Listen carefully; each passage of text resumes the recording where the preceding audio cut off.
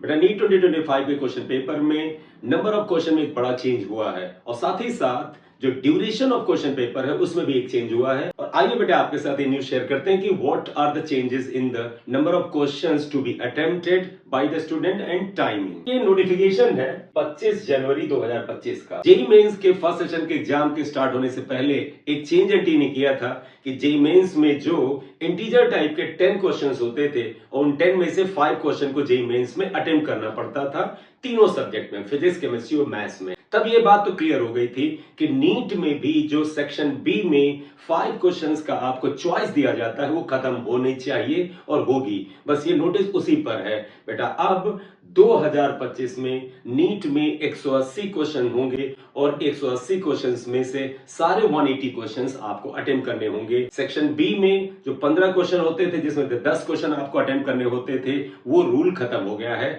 NTA का और government का कहना है कि वो नियम कोविड के इफेक्ट की वजह से दिया गया था जिससे कि बच्चे के ऊपर से प्रेशर हटे, इसीलिए ये नोटिफिकेशन एक बार आप ऑफिशियली देख लें।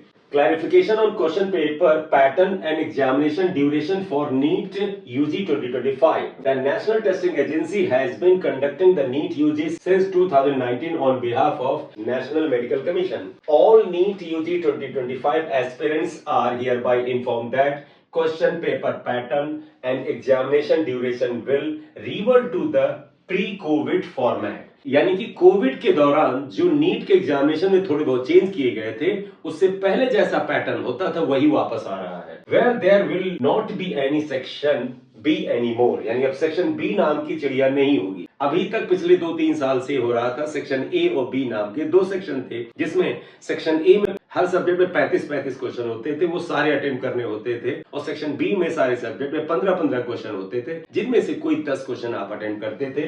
अब वो सेक्शन बी स्क्रैप हो गया है। Hence there will be a total of 180 compulsory questions, 45 questions each in physics and chemistry and 90 questions in biology, which will be attempted by the candidates in 180 minutes, thereby removing any optional questions and extra time introduced due to the COVID. जो COVID की वजह से extra time 20 minute का दिया गया था वो हटा दिया गया है, यानी अब 180 मिनट यानी 3 आवर्स में आपको 180 क्वेश्चन अटेम्प्ट करने होंगे। पुराने पैटर्न पे आ गया है। Question paper pattern, the question paper will consist of 180 compulsory questions. The provision for the optional questions introduced temporarily during the COVID-19 pandemic will no longer be available. Examination duration, the total duration of the examination will be 180 minutes, that is 3 hours. Candidates are advised to prepare accordingly and regularly check the official website. तो आपसे उम्मीद की जाती है कि regularly आप website को check करें कि जो भी अगर नोटिफिकेशन हो आपको पता रहे। क्या फर्क पड़ेगा इससे बेटा? इससे सबसे बड़ा फर्क तो ये पड़ेगा कि जो 720 मार्क्स पर काफी स्टूडेंट्स आ जा रहे थे वो नहीं आएंगे अब। क्यों बेटा? वो इसलिए क्योंकि पहले अगर हर सब्जेक्ट में चॉइस थी, अगर किसी बच्चे से 5-5 क्वेश्चन भी हर सब्जेक्ट में नहीं आ रहे तो चॉइस की वजह से फिर भी वो 100% क्वेश्चन कर सकता था। लेकिन अब जब कोई चॉइस नहीं होगी तो जरा सा भी एरर होगा तो एक क्वेश्चन गलत होगा तो निश्चित रूप से 720 नंबर पर बच्चे इतने आ रहे तो वो नहीं आएंगे। इवन 700 से ऊपर जो बड़ी मात्रा में स्टूडेंट्स थे वो नंबर भी डाउन होगा, तो कट ऑफ भी थोड़ा सा डाउन होगा। क्योंकि 720 पे कुछ बच्चे तो आ सकते हैं, लेकिन 720 से 700 के बीच जो बच्चे हैं जो इस बार बहुत सारे थे वो अब उतने नहीं होंगे। इसलिए हर रेंज के अंदर मतलब 700 से 720 के बीच में बच्चे घटेंगे तो बेटे 680 से 720 के बीच बच्चे घटेंगे और 660 से 680 यानी हर मार्क्स का इंटरवल बना लें, उन नंबर ऑफ स्टूडेंट्स कम होते जाएंगे। तो मेरा एनालिसिस है बेटा ये कट ऑफ जो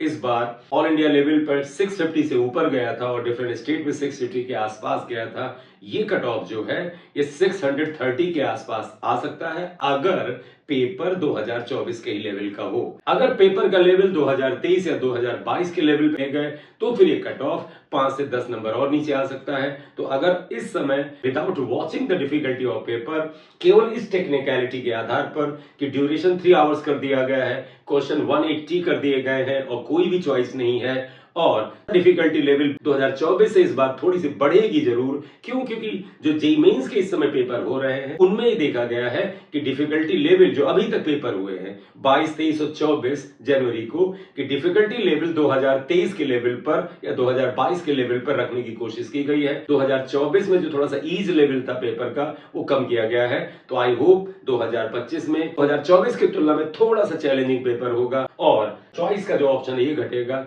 तो फिर कट ऑफ जो है वो 20 से 25 या 30 नंबर नीचे आ सकता है। और एक्यूरेट जानकारी की एक्सपेक्टेड कट ऑफ कहां तक जा सकता है पेपर हो जाएगा तभी पता चलेगा।